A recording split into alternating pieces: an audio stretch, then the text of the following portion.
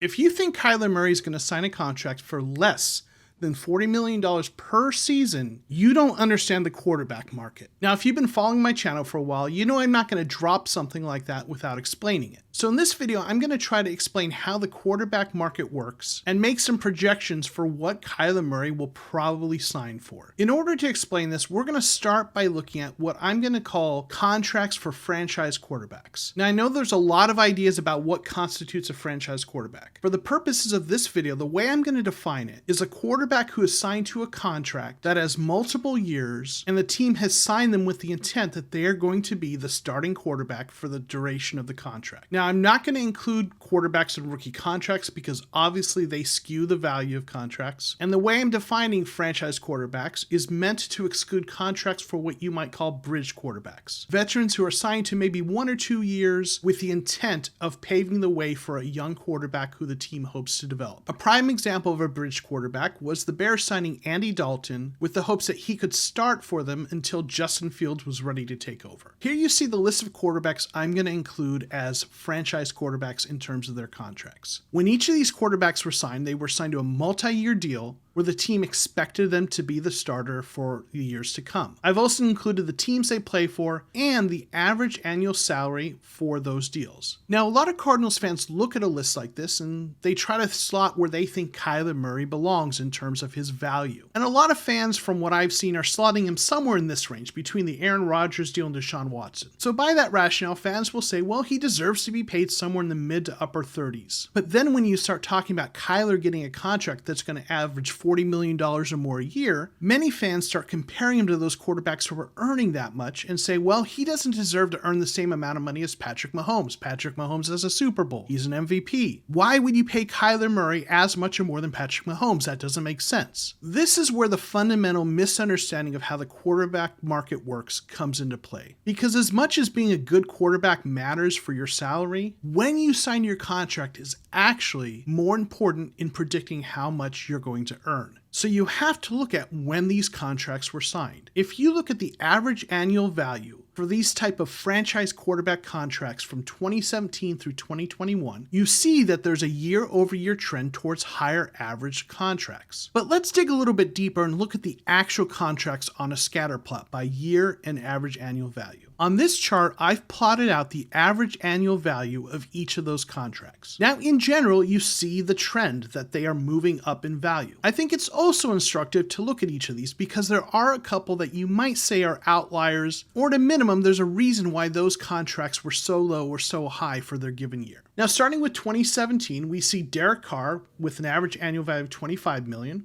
And then a contract signed by Matthew Stafford with a value of $27 million per year. The next year, Matt Ryan signed a contract worth $30 million per year, and Aaron Rodgers signed one worth $33.5 million per year. In 2019, Jimmy Garoppolo signed a contract for $27.5 million per year. Now, this is one of those contracts that you could identify as a sort of an outlier, but it's important to remember that Jimmy Garoppolo had only played 3 games the season before, and the year before that, he had only played 6 games. So his contract overall was low because of the injury history. But then we move on to Carson Wentz, who signed an extension from his rookie deal, Jared Goff, who also signed an extension from his rookie deal, and Russell Wilson, who was at the top of the market for 2019. In 2020, we have another low-end outlier of sorts, Ryan Tannehill. Now, this is the extension that the Titans signed Tannehill to the year after he had come in on a 1-year prove-it deal and re-established himself as an NFL starter. The winding path of Tannehill's career is the major reason his contract is so low for this year. The next contract up from him is Kirk Cousins, who comes in at $33 million per year. Then we have Deshaun Watson at $39 million per season coming off his rookie deal. Then we have a sort of top-end outlier in Patrick Mahomes, whose contract is really unconventional in a lot of ways. But his yearly average comes in at $45 million per season. Then in 2021, Dak Prescott finally got paid at an average of $40 million, and Josh Allen signed for just over $43 million per season.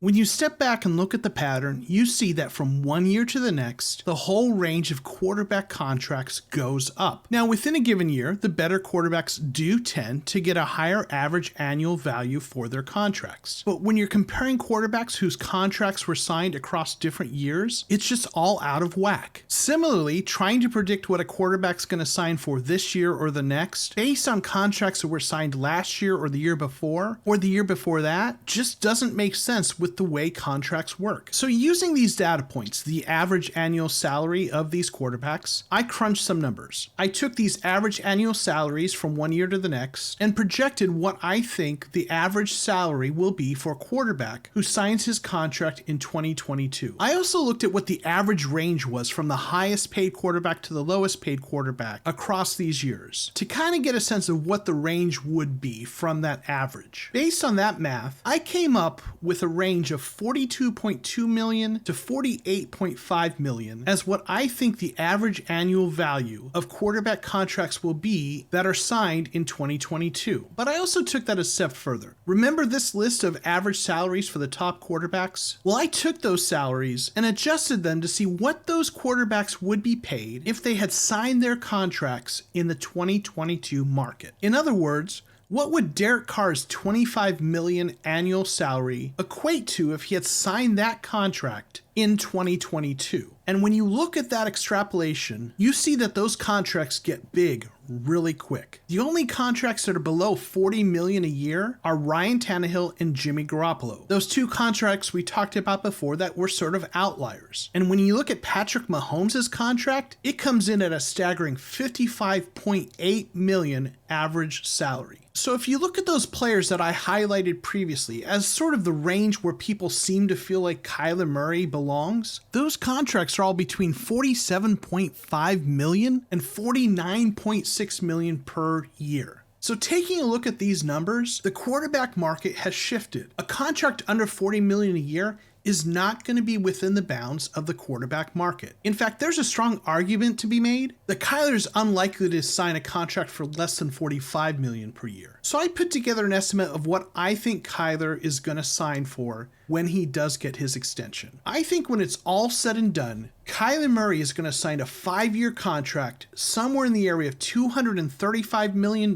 which has an average annual salary of $47 million. Now, I get it. Some of you are probably just foaming at the mouth right now. Your head's exploding. You can't imagine Kyler Murray getting paid $47 million a year. You think he hasn't done enough, but that's not how the quarterback market works. If you're a franchise quarterback, the team's going to extend you for somewhere in this range. If they're not willing to sign you for somewhere in this range, that means they're going to move on from you. And with the Cardinals having recently signed Steve Keim and Cliff Kingsbury to extensions through the 2027 season, it looks like this team is going to anchor itself to this trio, and an extension for Kyler is just a matter of time. The fact that he hasn't won a game in the playoffs and you don't think he's deserved it really doesn't matter. There are plenty of quarterbacks who haven't accomplished any more than Kyler Murray, who were signed deals in the past that were comparable for their time. But here's the good news. 3 and 4 years from now, when quarterbacks are signing contracts for $60 and $65 million per year, we're going to look at that $47 million average on Kyler's deal, and it's going to look like a bargain. That's how this works. That's why Matthew Stafford's $27 million deal this year for a Super Bowl winning quarterback looks like a great deal. But when he signed it, it was the equivalent of a $47 million contract in 2022 dollars. If you think Kyler Murray's going to get a contract for under $40 million a year, you're mistaken. In fact, if you think it's going to be under $45 million a year, you're probably also wrong. But we'll see. You may not like it, and you may not think he's earned it yet, but this is how the quarterback market works. And Kyler's gonna get paid. Really, the only question is, do we want to pay him now when it's $47 million a year? Or pay him next year when it's $52 million a year? Or do we want to move on from him? Because those are really your options. You either pay him now, pay him more later, or let him go. Personally, I'm for paying him now. But if they do pay Kyler, they're going to have to build a team around him that's going to enable him to win. They need a deeper roster than they had last year. And as much as we'd love to see them get a big name free agent, you've got to do that with some budget free agents. You've got to find a way to get some guys around Kyler Murray and to help out on the defense that aren't going to eat up all the cap. So if you want to get an idea of some of the players the Cardinals might sign to help build that roster, players who aren't going to take up too much of that salary cap, check out this video right here. In this video, I look at some of the value free agents the Cardinals can sign without eating up all their salary cap to help build a team that isn't going to fall apart at the end of the season. Thanks for watching, and we'll see you next time on The Cardinal Rule.